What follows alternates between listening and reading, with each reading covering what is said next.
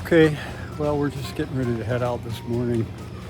We got to stay here at the Twin Rivers Motel, a little roadside motel out here in Ewing, Nebraska. Cute little place. I mean, comfortable, clean, had a good shower, so it was a good stay. Getting ready to head up to Double H Bakery. It's a little bakery they got in town here to grab some breakfast and check in with the locals before we head out. We got about 50 miles today back on the Cowboy Trail. You know, should be a pretty decent day. It's a little overcast, so that should be nice. So, hoping for a good day.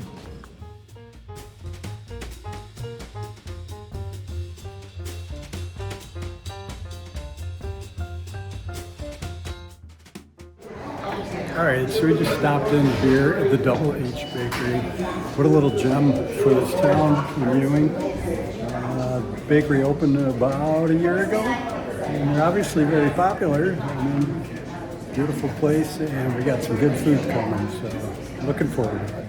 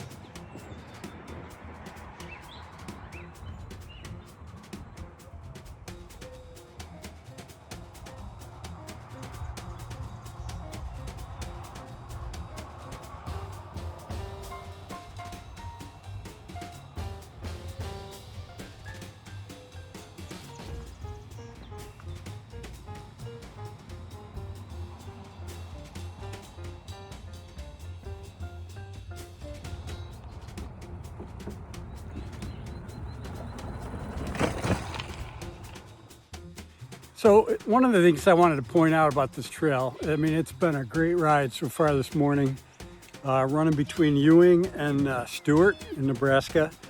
And, the red, I'm guessing it's limestone, not sure, on the Cowboy Trail. I'm assuming that the individual towns are responsible for their portions of the trail as you go through. And some of the towns are much more liberal with their limestone than others. So I can tell you, to my cycling fans, I'm running 46s on my bike tires, and you hit some of these spots, and it goes on for a ways. The limestone's pretty deep, and when it gets over a couple inches deep, you're fishtailing all over the place. So it's been... Some sections are a little challenging, but it's just funny how, from town to town, it's a little different. And here comes my partner. And there she goes. All right.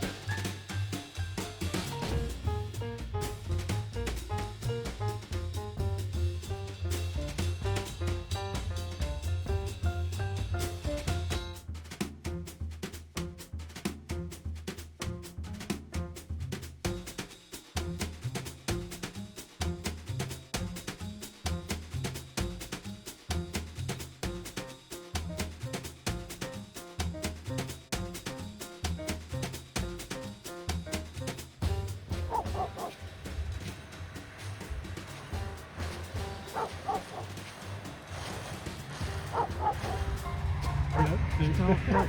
Don't talk. He's interesting.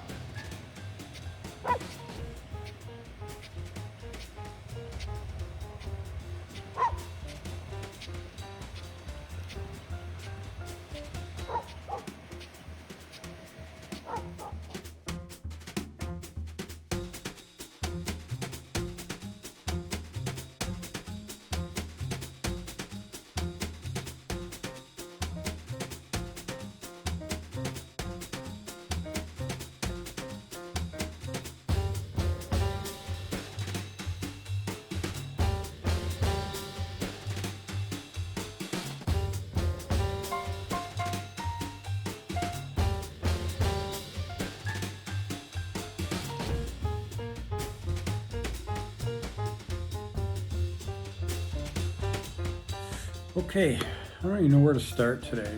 So,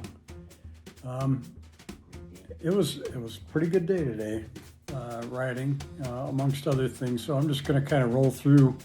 When we got out the door this morning from the Twin Rivers Motel, we left. We had met the owner of the motel. It's like a 1960s vintage motel. That she's operated for several years. We met her in the parking lot on our way out. Very sweet lady. She grabbed a picture with us. Her name's Vonnie. Asked us, how our stay was, and shared with us the local bakery that she had just come back from, which we were planning on going to anyways. But she convinced us with a sampling of the blueberry pastry that she had, so it was a nice start. So then we ended up down at the bakery, the H&H Bakery in Ewing, Nebraska, and a couple of sisters that own the bakery, and it's honestly one of the nicest little shops they had there in town. And as we were there, just several people came up to us and were asking us, are you guys the cyclists? Because obviously we're dressed in our cycling clothes, which are a little odd. And they saw our setups out front, our bicycles sitting out front. So they, just curious where we were going, where we were coming from, and, how we liked Nebraska, welcomed us to their state that they're very proud of. And then, we met the woman behind the counter of the bakery who came from California. She lived in the city and then moved it back to Ewing, and her mother lives here. And the bakery that she lived in was actually a VFW post at one point that her sister had gotten married in years and years ago. So it was kind of fun to hear how things come around, and she's actually working at the bakery for the two sisters now. And shortly after that, we met another local couple, elderly couple.